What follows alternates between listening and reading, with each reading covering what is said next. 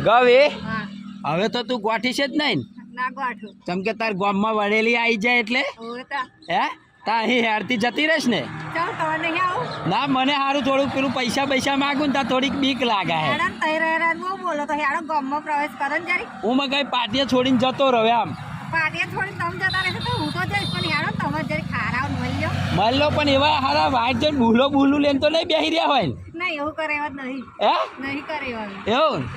તમારે આ ભાદરાન છે વડેલી હે સિસવા હે ઉમલાવ હે હા એટલે મને સારું આ વડેલીની પાટી જોઈને એટલે થોડો ડર પેદા થઈ ગયો પેપરે પાર જવાય રસ્તા આયા બધા હે પાર જવાય પાર જવાય એવું